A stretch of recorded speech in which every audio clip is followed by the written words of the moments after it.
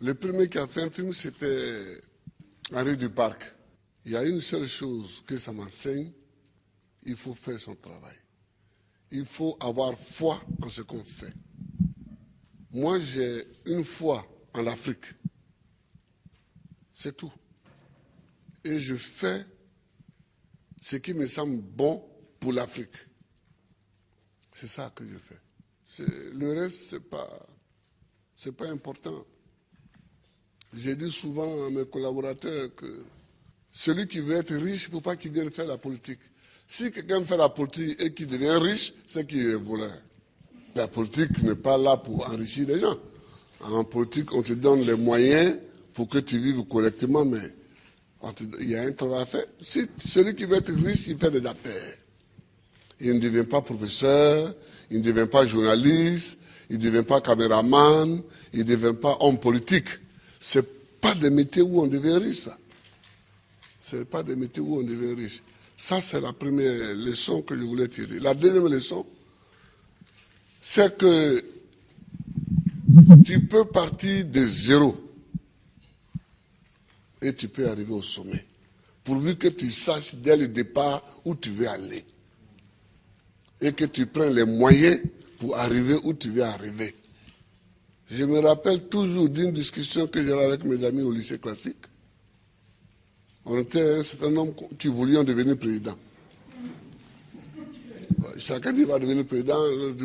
Et il y en a un qui m'a dit, moi je vais d'abord faire les affaires, parce que sans argent on ne peut pas faire la politique, on ne peut pas devenir président.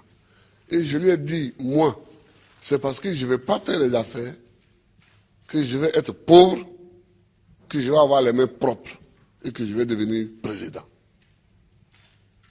Aujourd'hui, mon ami, il a eu beaucoup d'argent, effectivement. Il a beaucoup d'argent, mais il n'est jamais devenu président. Il n'a jamais même été candidat. Voilà, il n'a jamais été candidat. C'est-à-dire qu'il faut savoir ce que tu veux longtemps à l'avance. C'est-à-dire qu'il ne faut pas découvrir les situations de façon opportuniste. Il faut savoir ce que tu veux être, ce que tu veux faire. Et tu te traces ta ligne de conduite.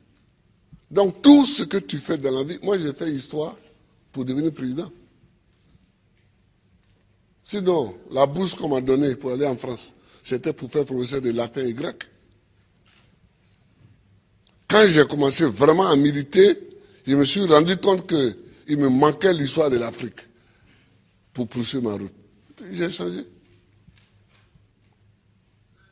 J'ai changé. Et j'ai fait histoire parce que c'est ça qui me manquait pour connaître d'où on vient et où on peut aller en connaissant d'où on vient. Je vois des gens qui découvrent qu'il y a un fauteuil à côté, ils peuvent s'asseoir dessus. On ne s'assoit pas dessus comme ça. Le fauteuil, il est à côté, il semble vide, mais il a un propriétaire.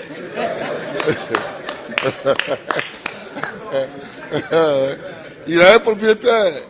C'est quand tu veux t'asseoir dessus que tu te rends compte qu'il a un propriétaire. Et le propriétaire, il faut savoir que le propriétaire du fauteuil présidentiel, c'est le peuple. Il faut toujours savoir ça, que c'est le peuple. Tu as beau être ce que tu es, si tu ne sais pas que c'est le peuple, et que tu ne te conduis pas en conséquence, tu ne peux pas t'asseoir dessus. C'est tout ça que moi j'ai envie que les Africains sachent. Et puis, il faut aimer son pays, il faut aimer l'Afrique.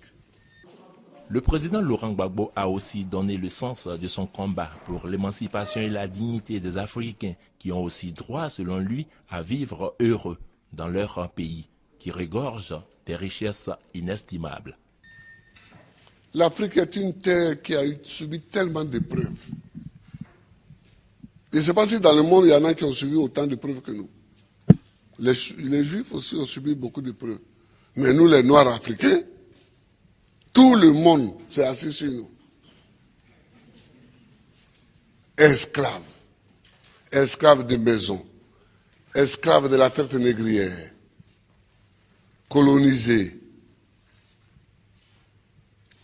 Torturés culturellement. Parlant les langues des autres. Tout ça, décoloniser. Mais nous, on a des grands combats à mener. Et les grands combats que nous avons à mener, ce n'est pas pour se venger des gens, c'est pour au moins être homme aussi, comme les autres. C'est ça qu'on appelle la dignité. Que quand tu passes, il faut qu'on sache au moins que c'est un homme qui passe. C'est tout. C'est tout ce que nous voulons. C'est tout ce que nous recherchons. On ne cherche pas à dominer ceux qui nous ont dominés hier, à nous venger d'eux, à faire ceci. Non, non, non. On veut qu'on reconnaisse que nous sommes des hommes au même titre que les autres.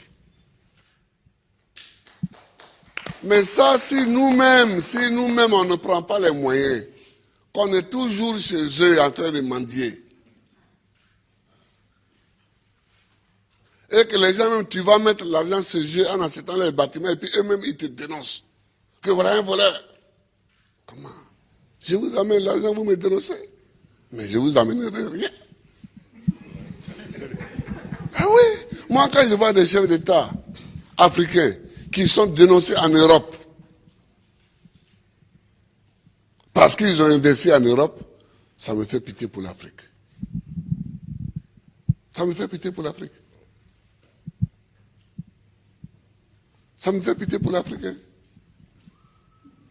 Non, oh, il ne faut pas faire pitié. Il ne faut pas faire pitié. Quand tu passes, il faut qu'on dise que voilà un homme qui passe. C'est tout ce que nous cherchons aujourd'hui, c'est notre combat. Ça. Moi qui suis ici, je ne passe pas les vacances en Europe. Mais est-ce que je ne suis pas président? Je suis président. Si je mets mon pied sur un sol européen, c'est qu'il y a une réunion à laquelle je dois participer pour que la Côte d'Ivoire gagne quelque chose. Sinon, je cherche quoi chez les autres? Je ne cherche pas quelque chose chez les autres. Si Dieu m'a mis au monde ici, c'est que dans mon environnement ici, il y a tout ce qu'il faut pour que je vive. Mon combat, c'est pour la dignité.